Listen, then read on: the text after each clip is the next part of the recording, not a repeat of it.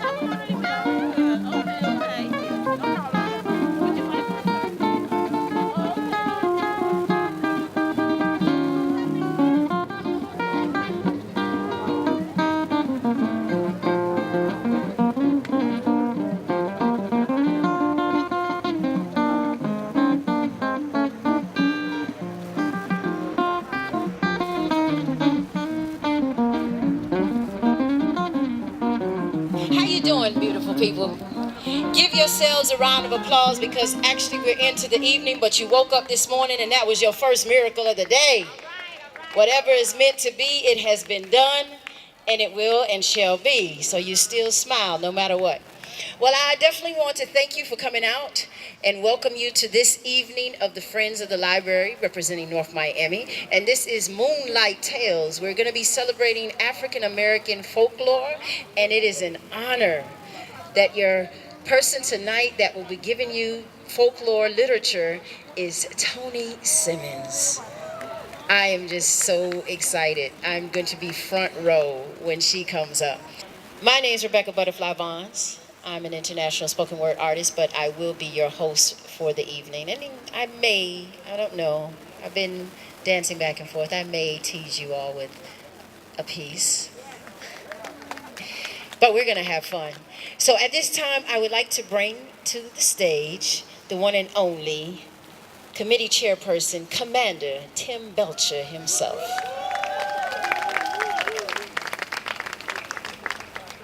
Hello, everybody. First and foremost, I'd like to thank you guys for coming out for this event. We have one more event for the Black History Month, and we're going to be looking for your presence here. But at this time, I would like to bring up the mayor, Mayor Smith Joseph. He's going to be doing the greetings for this program. And again, thank you. Good evening. Buenas tardes. Guten Tag. I got you, right? Well, I am happy to be the one to welcome you to the beautiful city of North Miami in the Poetry Night. I remember when I was much younger, though I am still young, I consider myself young. Many people have told me that I am still young. So therefore, I think I am young, then I am young, right? It's an affair of the heart. Poetry is something that is very close to me. As a matter of fact, I used to write poems when I was in high school and college as well. But we have people who have made it their profession. And I thank the mistress of ceremony tonight, Miss Rebecca Butterfly, for accepting the invitation to be here with us. And I also thank you for coming, because without an audience, you cannot have an event, right? So therefore, it behooves you to open your heart, your mind, so that you can really savor the moment. Because we do have a lot for you tonight, so that you can go home filled spiritually for the rest of the evening and possibly the rest of the week. So having said that, we will continue with our program, and may God be with you all, and welcome to North Miami. Thank you. From North Miami Middle School, we have Wantusli Etienne.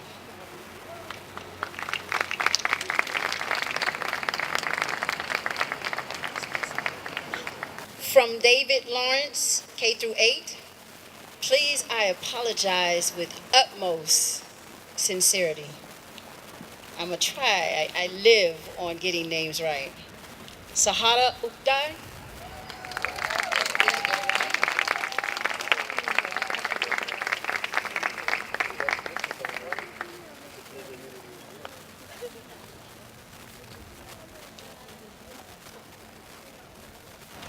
And again, from North Miami Middle, we have Ralph Zilma.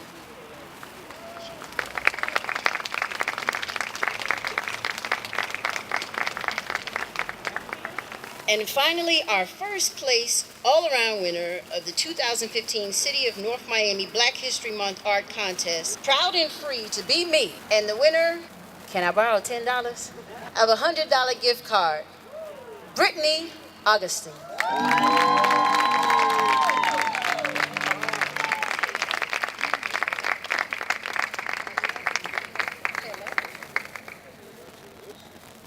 And that's just it. These are our future artists of today and tomorrow.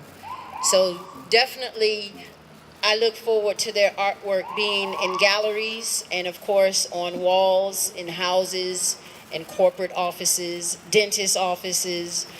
You know, we have to support them and push them and be behind them and believe in them. That is the key. We have to believe in them. Black is so beautiful, contrary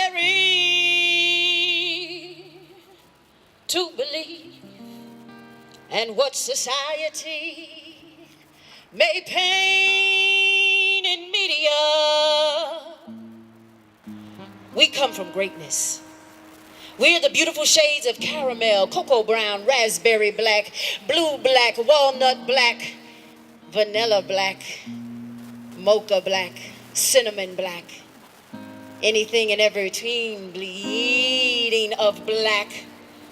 I love black. Its history, it's rich, it's culture, it's livelihood, it's desirable, it's desired, it's wanted. We are trailblazers, we are trendsetters, we are motivators, we are inspiration, we are the world. We make up the beauty that is about us. I enjoy every time 2:00 a.m. come in the morning and I want me something good to eat, but a snack. I fix me some peanut butter, hold the jelly, the traffic light, the ink pen, and you know that's my saving grace. Especially 3:00 in the morning when my thoughts go to reeling and spinning like 22s on a Chevy riding through the neighborhood, bus bumping that old school jam. Diamond in the back. Just be thankful for what you got. See, there's just something about black that is so intriguing. But then, yes, we have that mysterious essence about us that makes everybody want to be a part of us, want to know us, want to learn us, want to reach out and touch us. From our style to our swagger to our grace, to the way we speak, to the way we sing, to the way we belt out a tune. From the bellies of our guts, our emotions. See, gospel music, Actually, gospel music came from just expressing emotions and letting the world know that no matter how down we were, we can still be up. We can still be proud. We can still smile. We can still be happy. We can still have a reason to be grateful for living while picking that cotton. I love the painting of black. I love the cooking of black. Soul food to the bone. Soul food to the heart. Soul food to the mind. I don't know about you, but I love my black.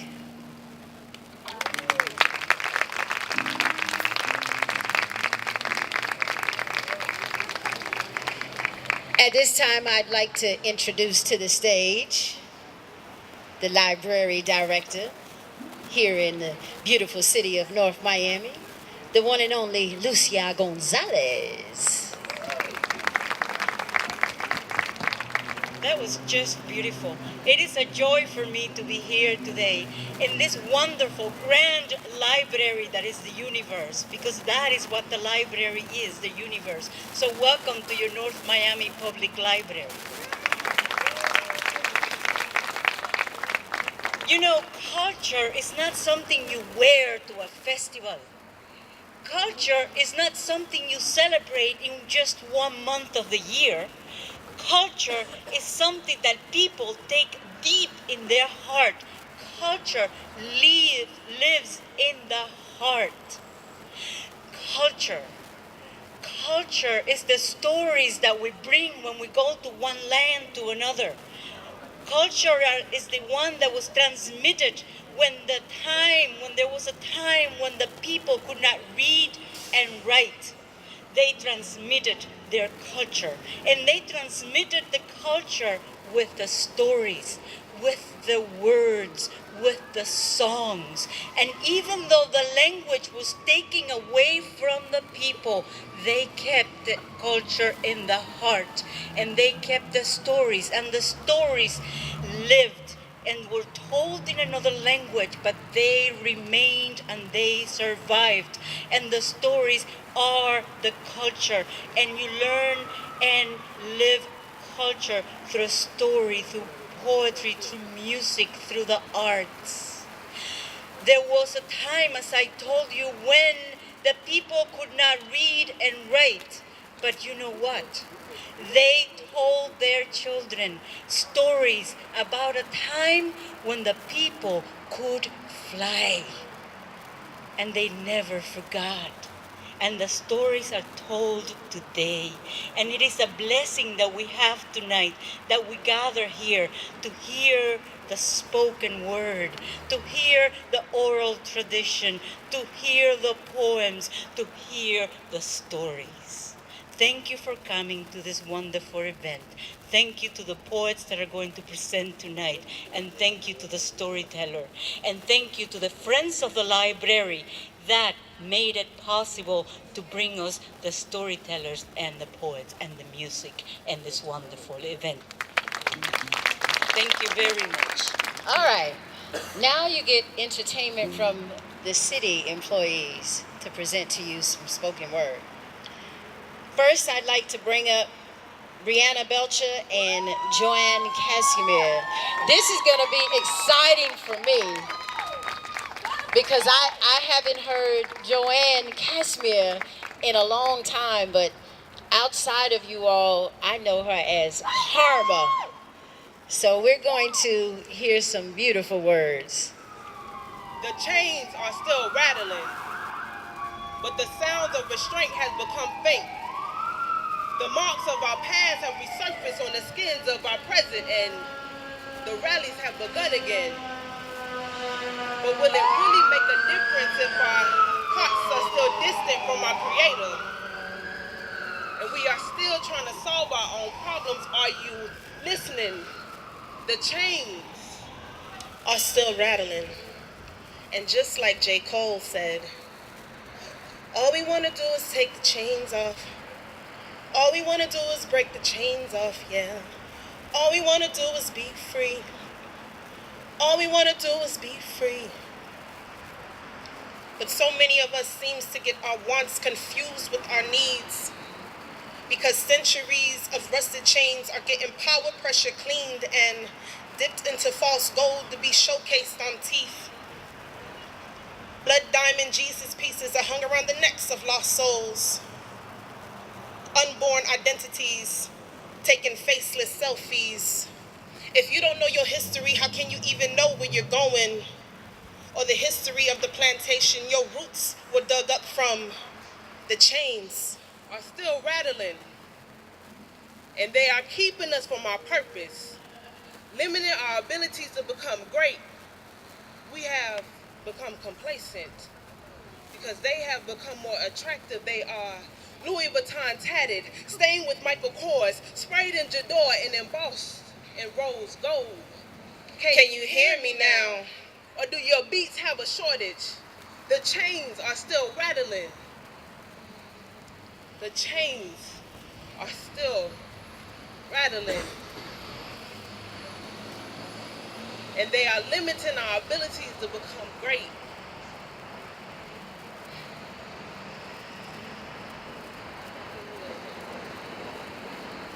Can you hear me now? Or do your beats have a shortage? The chains are still rattling, and they are distracting you with brief moments of natural disasters. 2 weeks of news coverage on a deadly disease that seems to disappear when they think we have forgotten.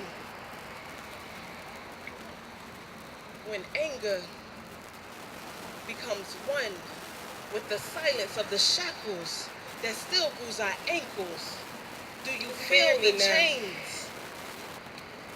Because they are controlling you without whips, controlling you without restrictions. It's mind manipulation without physical force. Welcome to the New Year's. The chains are still rattling.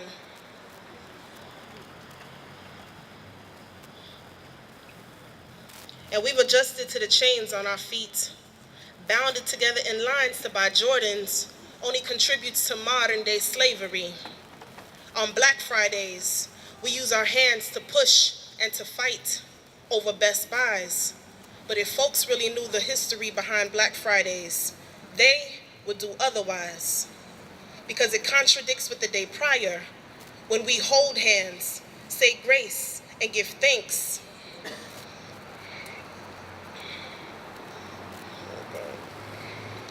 Hold hands, say grace, and give thanks, trying to stay within Wi-Fi connections. We're too busy touching screens to touch and hold hands. Moments missed, hours lost, disconnects you from your faith when your soul yearns for God's grace to keep you safe. Can you hear me now? Because it's hunting season, and while sticking to the code of snitches getting stitches, there are far too many of us on rest in peace hashtags and t-shirts. But it's getting drowned out by the hottest song on the radio. Can you hear me now? Or is the silence placed over the chain still too loud for you to see that the chain still exists? The chains are so loud. Can you hear me now? The chains are still rattling. Can you hear them now? The chains are still rattling. The chains are so loud. We must break free from these chains. Give change a voice. The time is now. Thank you. This is the one who delivered a poem last year, and she has myself and two of my female poetry colleagues using one of those lines. It's so serious that I'm like the elephant of the bunch of my peers, and they were actually out one night, and I was thinking, and I was like, okay, I'll get back to you. And I literally had to call Nahima. And she was like, now look at that. So I'm excited of what she has to offer tonight. Yes, put your hands together for Miss Margaret Miller. Good evening. Yes, my friends, I'm here again. Like last year, I'm here to share, and hopefully still with a little flair. This is an original piece that was written by me, Margaret Steele Miller, from the Finance Department, City of North Miami. It's called, now look at, no, that's last year. That's what I'm talking about. As we remember the icons of the civil rights movement, the catalysts for change, we stand on their shoulders like boulders and shower them with accolades so grand for a movement they fought for throughout this great land. The dream makers, Dr. Martin Luther King's preachings, Marcus Garvey's teachings, President Barack Obama's speakings, Harriet Tubman's Underground Railroad, and Rosa Parks' bus ride sit-ins. Not to take away from their fame, but there were many others who should also be given some acclaim. 53 years old Black Amelia Boynton Robinson, who was beaten unconscious during the Selma March. William Lewis Moore, 1963, a white postman who was killed for his one-man march against segregation in Baltimore. Reverend Clunder, a white pastor who, along with others, laid their bodies across construction equipment and were crushed. Reverend George Lee, one of the first Black registered voters in Humphreys County. For that, he was assassinated in 1955. Now that's what I'm talking about. It's now more than 60 years later, and have we got better? As a Haitian singer, Wycliffe John would say, "Someone please call 911. Tell them I've just been shut down. Don't shoot. And it's piercing through my soul. Feel my body getting cold. I can't breathe." That's not what I'm talking about. We won't forget the many others who continued the fight with all their might to keep the dream alive. Let's put aside all the isms and schisms, racism, culturalism, colorism, and badmanism, and make a difference with participation and collaboration, like Stevie Wonder and Sir Paul McCartney. Ebony and ivory were together in perfect harmony, side by side on my piano. People, oh Lord, why don't we? And who would ever dream of a musical and cultural collaboration between two unlikely nations, Jamaica's John Paul and Spain's Enrique Iglesias, Bailando. Enrique, sing for them. Bailando, bailando. I wanna have contigo, mira contigo, contigo. Una noche loca, una noche loca. Now that's what I'm talking about. Thank you. Josie, we welcome to the stage of this year Moonlight Tales, celebrating Black history folklore, the one and only Toni Simmons. Come on, Jumbo! Oh, do you know what Jumbo means? What does it mean? Hello. Well, come on. I think I'm going to have to wake this group up. What's the matter here? You know what language that is? Swahili, which is one of the languages they speak in Africa.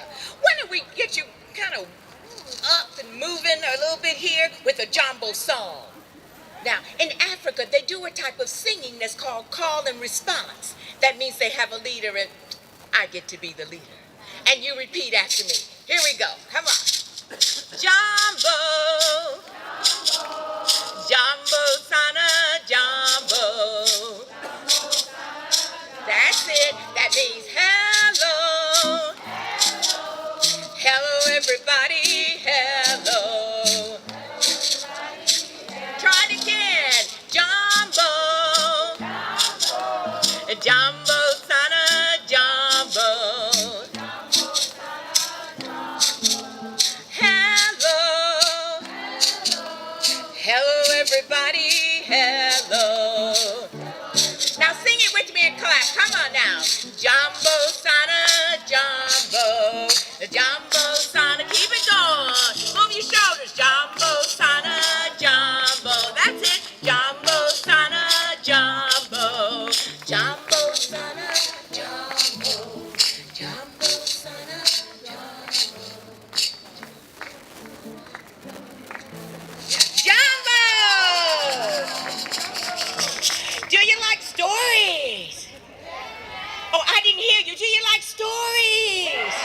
Ah, good, because that's why I'm here. I'm going to tell you my stories all the way through. I'm going to tell you my stories with your help too. So gather round and lend an ear. Storytelling time is here. Try that. Storytelling time is here. Come on, storytelling time is here. Storytelling time is here. Storytelling time is here. Storytelling time is here. How many of you tell stories? What's the matter?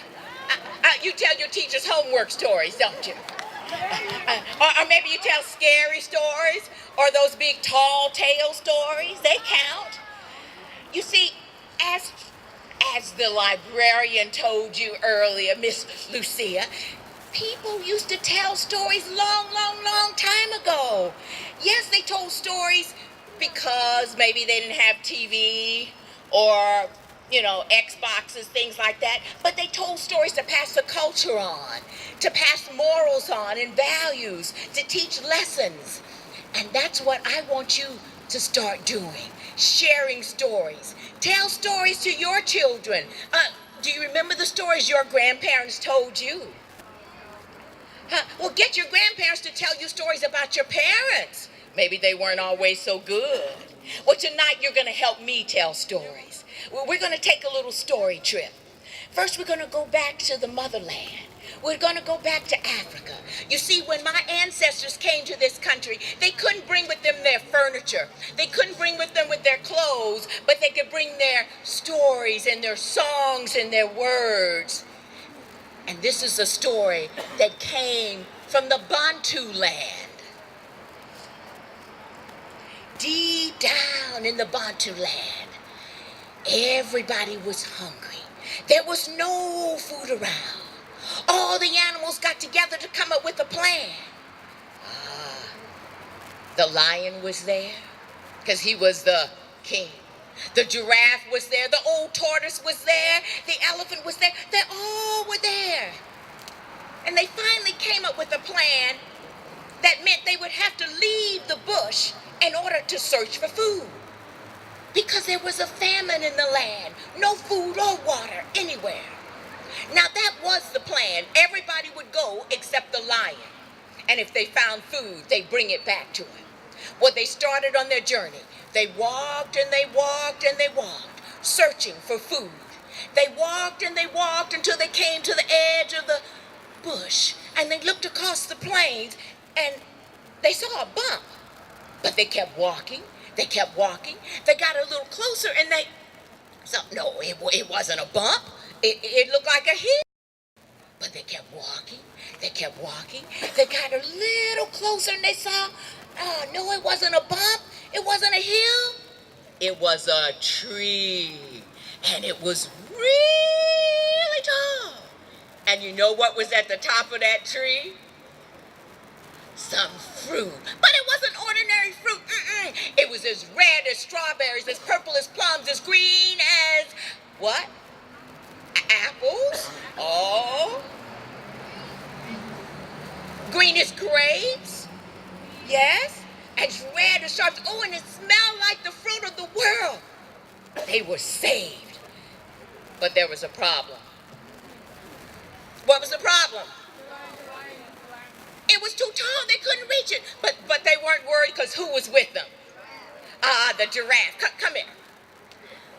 Come on. Now, what do you think that tall giraffe could do? Come on. What could that tall giraffe do? Show them what the giraffe could do. That giraffe got on her tippy toes. Come on. Stretch that long neck out there. And she tried to grab that fruit. Come on. She was reaching.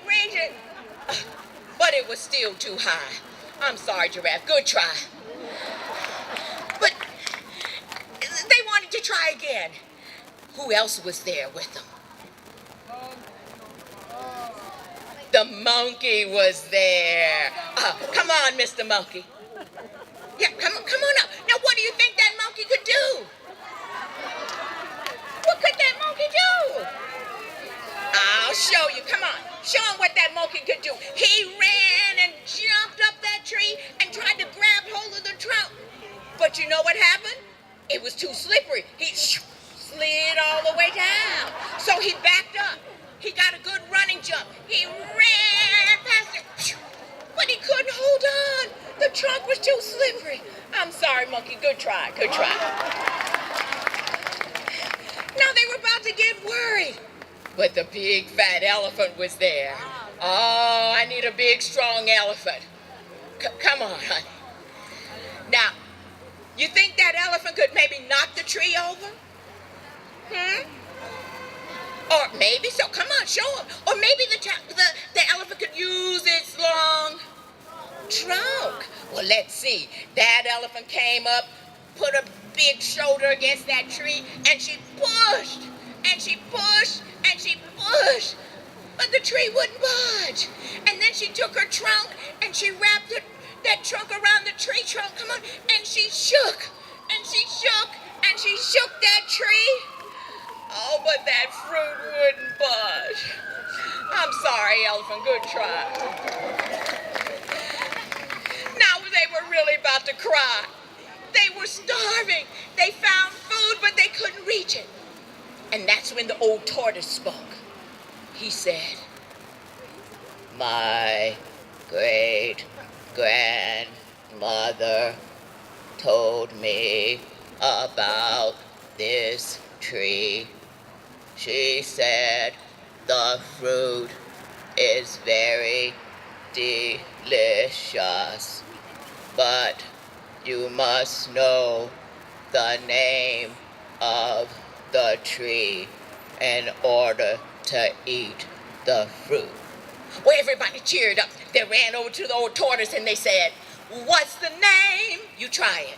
What's the name? What's the name? What's the name? What's the name? What's the name? What's the name of the tree? What's the name of the tree? The tortoise said, "I don't know. But I bet the lion knows.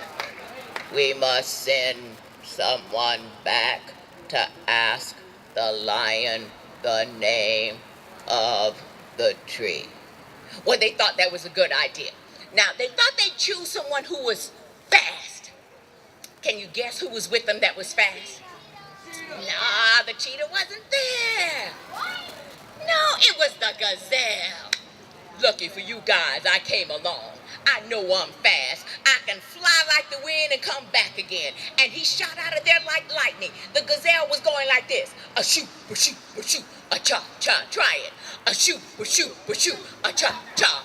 A shoot, a shoot, a shoot, a cha, cha. A shoot, a shoot, a shoot, a cha, cha. In no time, that gazelle, made it all the way back across the plains, back to the bush where the lion was. Now, the lion was so weak from not eating, he was stretched out there on the ground, taking a nap. The gazelle ran up to him and said, wake up, lion. We found a tree, and it's really tall, and it's got some great-looking fruit on it. Oh, it looks so good, but it's so high, we can't reach it. And the old tortoise said, we have to know the name of the tree in order to get the fruit. He said, you know it, so tell me, what's the name of the tree? The lion got up. He shook his mane. He said, the name of the tree is Ungale, and don't you forget. Of course I won't forget. I'm too fast. And he shot out of there again like lightning. How is he going? A shoot, a shoot, a shoot, a chop, chop. A shoot, a shoot, a shoot, a chop, chop. A shoot, a shoot, a shoot, a chop, chop. And no time that fast gazelle, made it back to the plains. And he started thinking about the party they would have. The celebration. He'd be the hero. He would have saved everyone. And he wasn't paying attention to where he was running. He got almost back to the tree, and there was this little rabbit hole. He tripped right over that rabbit hole. He bumped his head, did all kind of flips and somersaults. All the animals came over to help him, and as soon as he was okay, they said, what's the name? What's the name? What's the name? What's the name of the tree? Well, the gazelle kind of scratched his head. He shook it and said, I forgot. Well, they were disappointed. They thought they'd try again. This time they would send someone who was known for their memory. Who's that? The elephant. Of course I will go. That old silly gazelle. He can't remember anything. I'm known for my memory. I can remember all the names of the stars in the sky. I've got 100 cousins and I can remember their names. And he started out. He was going, a bonga, bonga, bonga, cha, cha. Help him, a bonga, bonga, bonga, cha, cha. A bonga, bonga, bonga, cha, cha. A bonga, bonga, bonga, cha, cha. And it wasn't too long before the elephant made it back to the bush. Now, fortunately, the lion had gotten up some energy to start searching for just a morsel, anything he could find to eat. And he saw the big elephant coming. He thought something was wrong. Surely by now the gazelle had made it back. Everybody should be on their way back with the fruit. But here was the elephant by himself. The lion didn't like that. He said, why are you here? And the elephant explained. Well, I've come to ask you the name of the tree that silly gazelle forgot. So would you please tell me what's the name of the tree? The lion was angry. I told the gazelle the name of the tree is Ungale. You better not forget either. Of course I won't forget. I'm the elephant. Who do you think you're talking to? And he started back out. He was going, a bonga, bonga, bonga, cha, cha. A bonga, bonga, bonga, cha, cha. A bonga, bonga, bonga, cha, cha. He got almost back to the tree. And he started thinking about what that lion said. How dare he insult me? Doesn't he know who I am? I'm the elephant. I'm known for my memory. I can remember all the stars in the sky. And I can remember all my cousins. And I've got 100 of them. And he started naming them. This cousin Bill, this cousin Tom, this cousin Sue, this cousin Mary, this cousin Jack. And when he got to cousin Jack, he remembered the argument they'd had at the family reunion, and he got himself so worked up, he wasn't paying attention. He didn't trip over that rabbit hole. He got his big fat foot stuck in it. He swung that trunk up. He let out a big elephant sound. And all the animals came over to help him. They grabbed his leg and they pulled and pulled and pulled until he was free. And then you know what they said? What's the name? What's the name? What's the name? What's the name of the tree? The elephant was a little annoyed. That tree's caused so much trouble, rubbing his ankle. See, I forgot. Oh, they really wanted to cry. They were going to give up and just lay down and die. But that's when the old tortoise spoke again. He said,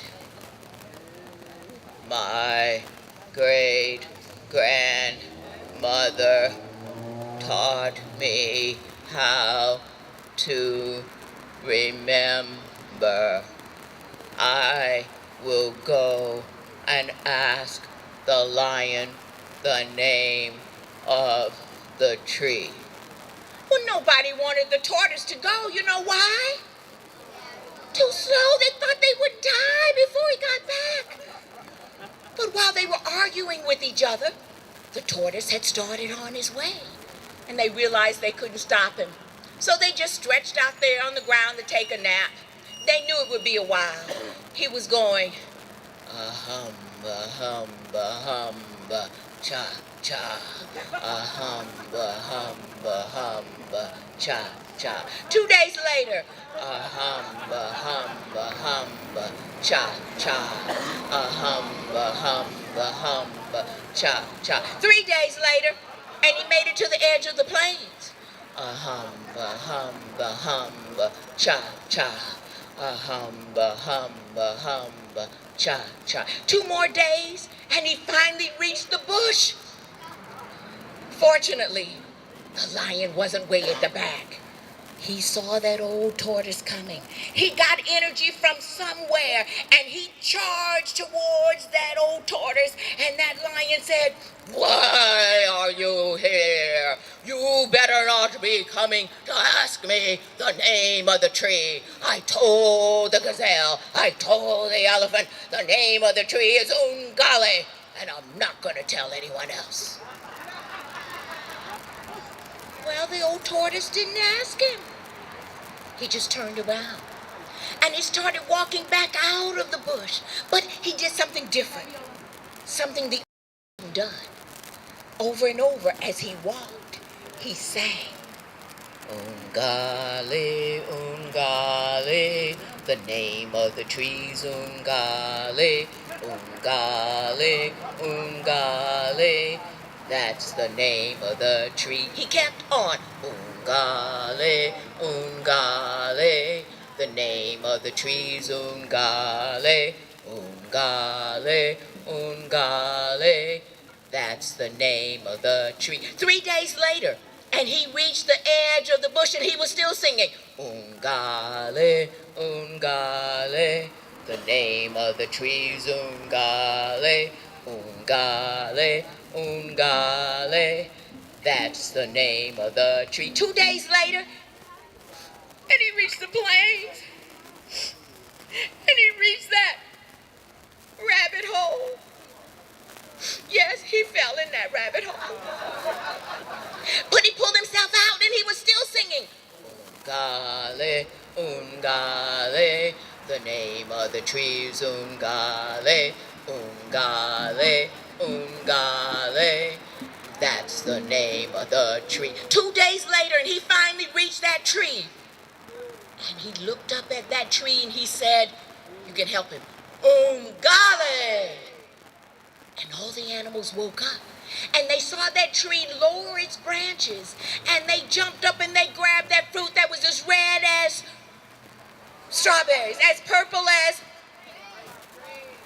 green as yellow as orange as.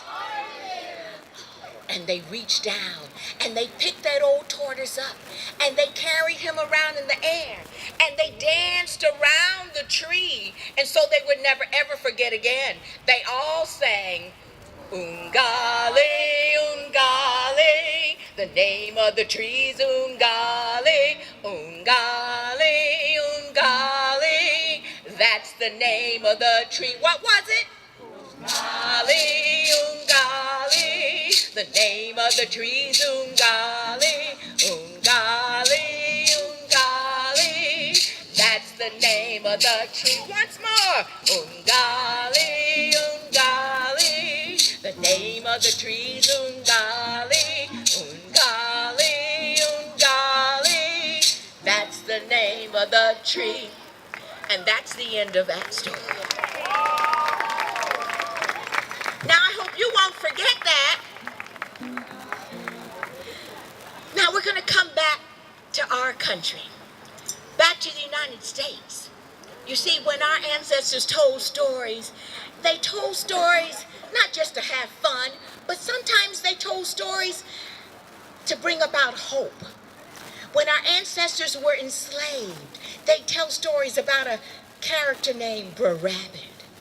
Have you ever heard of Brer Rabbit? You see, they picture themselves as that smart, but small, cunning, tricky rabbit who would one day outsmart and out-trick their masters to get their freedom.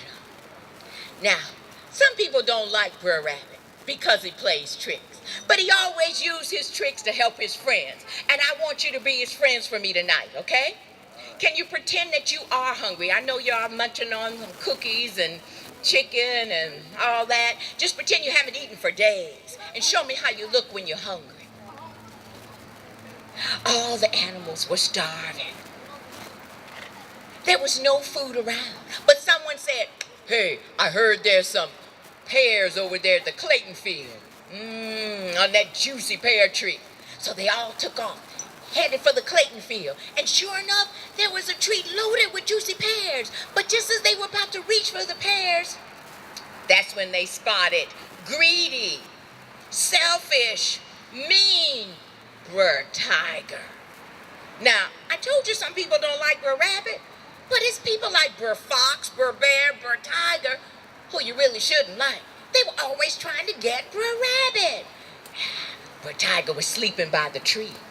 And as soon as he heard everybody, he woke up. He said, "Get away from here. You can't eat my pears. I'll eat you up. Go away. They're mine." Well, nobody wanted to be eaten, so they left. Oh, they were so sad. They found food, but that mean, selfish, greedy Brer Tiger wouldn't share. But just before they got a little sad, that's when my friend, your buddy, Brer Rabbit came along. He was acting like he wasn't hungry at all. He was hopping around as if he just finished eating 2 Big Macs, 2 pepperoni pizzas, 2 Vaughns steaks, and a chocolate shake. Brer Rabbit was going like this.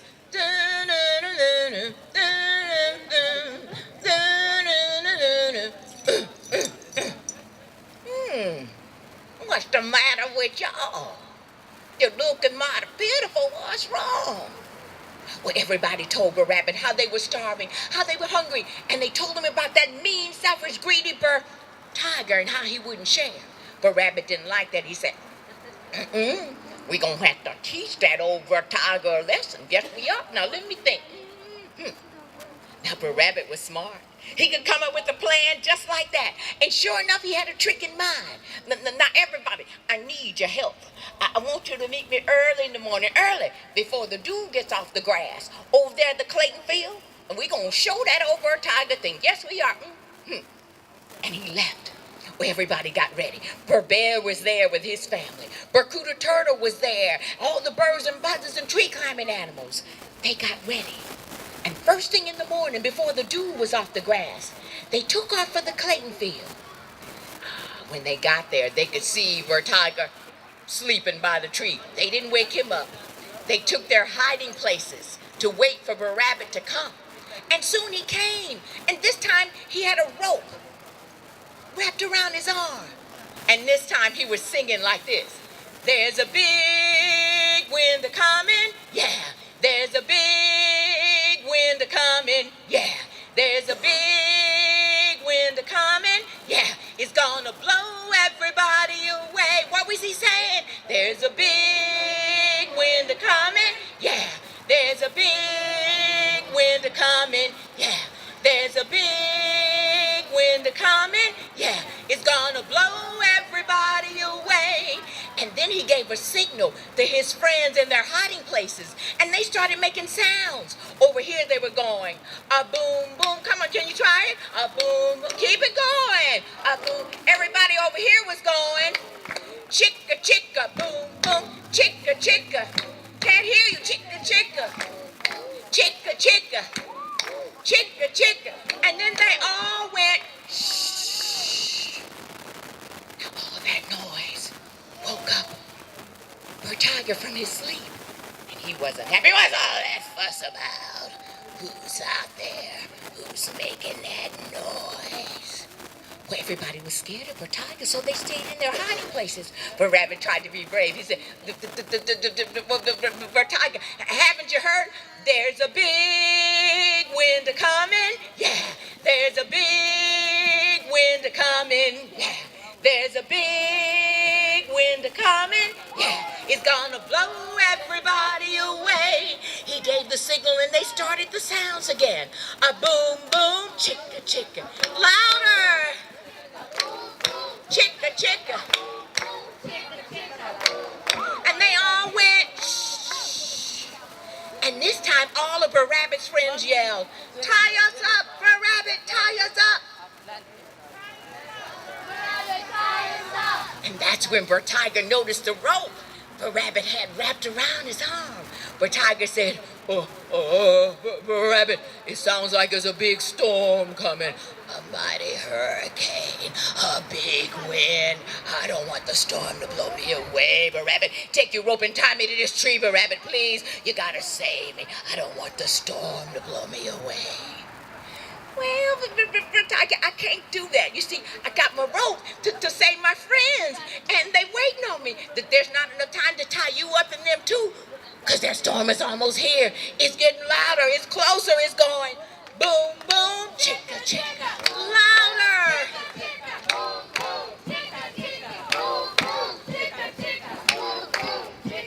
And they went, shh. I don't care about your friends. Let the wind blow them away. I don't care if the hurricane takes them all the way out to the sea. Save me, Rabbit. Tie me to this tree. I'm already here in place. Please, Rabbit. I don't want the storm to blow me away. Well, okay, Tiger. I'll tie you up. But you gotta hurry. Rabbit got that rope. He tied that rope around for Tiger's legs in that tree. He tied it around his middle. Oh, but Tiger was still scared. He said, make it tight, Rabbit. Please make it tight. Okay, I'll make it tight. He tied it really tight around his neck. And then he said, is that tight enough now, Tiger? Tiger could barely speak. As soon as he was done, Rabbit yelled to his friends, everybody, come on out. It's okay. Get all the pears you want. What? Who? Tiger? Well, he's a little tied up right now. Everybody came out of hiding. They went over to the pear tree. They picked as many pears as they could. They got some for their friends, their families, their neighbors. They shared and shared alike, just like it was meant to be. And they left Tiger tied to that tree for a long time, until the ropes finally dropped off. And you know what? The storm never did come. The end.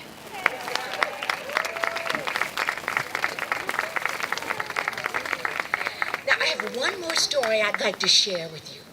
And this is a story that my grandfather used to tell me.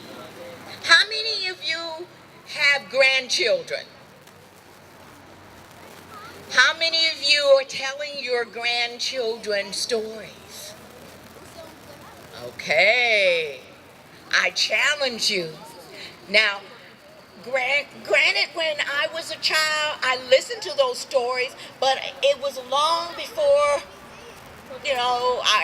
long time, much later after I was an adult, that I finally appreciated the stories and then tried to remember them. So I don't want that to happen to you. This story, I'm sure some of you have heard before. If you haven't heard the story, you've heard a song. There's a very well-known song that Nat King Cole made about this story. Has anybody ever told you to straighten up and fly right? And you know what that means? Well, this story will tell you. You see, it was hot. Well, okay, in Florida it's always hot, right? Except for tonight. You may think this is cool. And this is nice. Okay? It was so hot you can fry eggs on the sidewalk. All the animals were hot. Oh, the rabbit was down in his hole trying to stay away from the heat. Oh, and the squirrel was hiding by the tree trying to get a little shade. Everybody was hot except Miss Buzzard. Oh, she was cool because she could fly across the sky. She could flap those wings. She was swerving and swooping. She was cool, but she was hungry. You see, nobody had died lately. Well, you know buzzards like to eat dead animals. So she had to come up with a plan. She noticed Mr. Squirrel over there by the tree. He was gathering some nuts, and she flew over to him and she said, "Hello there, Mr. Squirrel.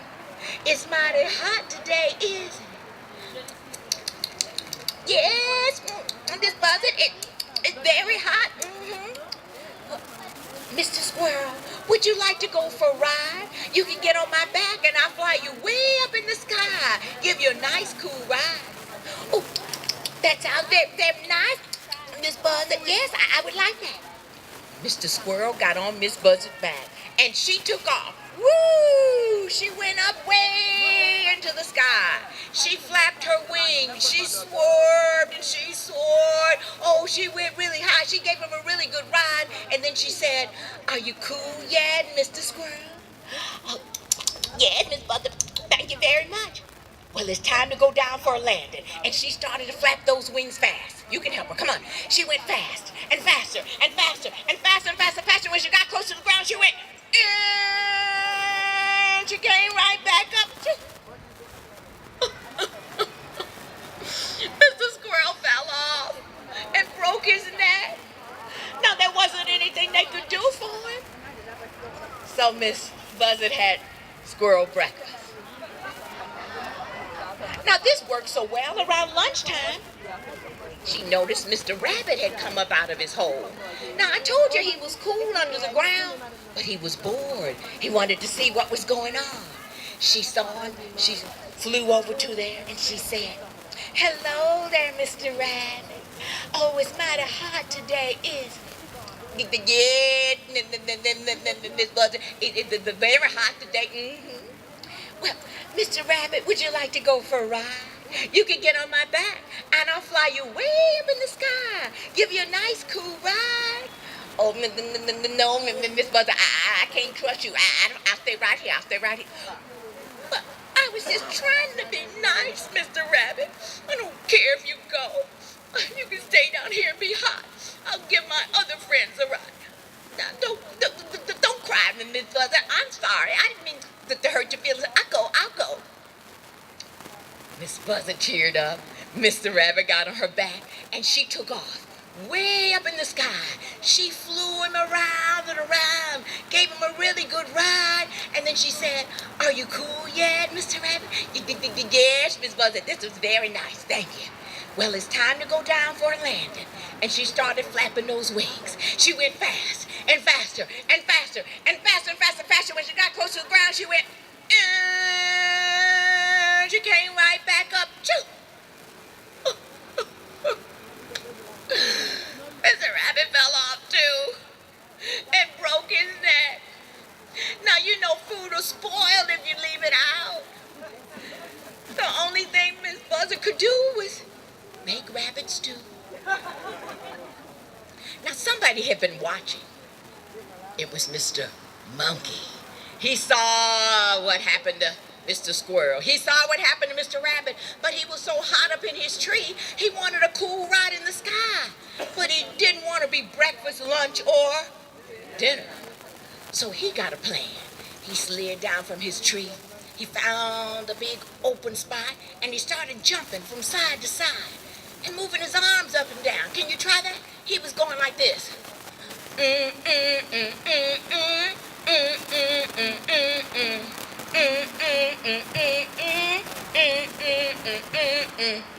Oh, everybody looked. They said, Monkey's gone crazy.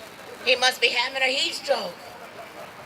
Miss Buzzard noticed it. She flew over. She said, Mr. Monkey, what you doing? Miss Buzzard, I was so hot up in my tree, I thought if I pretended to fly like you in the sky, I could cool off. I'm doing the flying dance.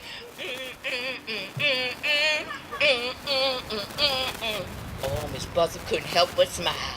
Oh, Mr. Monkey, you don't have to pretend or dance. You could get on my back. I'll give you a cool ride in the sky. Oh, I do. That's very nice of you, Miss Buzzard. But I don't want to trouble you. I'll just keep on dancing. Come on. She stopped him. Oh, please, Mr. Monkey. It's no trouble at all. Give me a chance to exercise my wings. Should the monkey go? Well, he did. He got on Miss Buzzard's back and she took off. She went up high in the sky. She swerved and she swooped. She gave him a really good ride. She had visions of a banquet in her mind, a monkey banquet. And then she said, are you cool yet, Mr. Monkey? It's time to go down for a landing. Yes, Miss Buzzard, this was very nice. Thank you very much. Now, when he said that, the monkey quickly and quietly wrapped his tail around Miss Buzzard's neck. She didn't notice it. She was so busy flapping those wings. She was going fast and faster and faster and faster and faster and faster. When she got close to the ground, she went, she came right back up. Shoo! But the monkey didn't fall off. Miss Buzzard said, oh, monkey, let go of me. You're choking me. Please, monkey, you're choking me. Let go. And the monkey said, Miss Buzzard, I'll let go of you when you straighten up and fly right. And that's just what he had to do. I hope you'll straighten up and fly right, too. I've told you my story. Now it's time to go. Please share my tales with the friends you know. Thank you for being great listeners and great storytellers.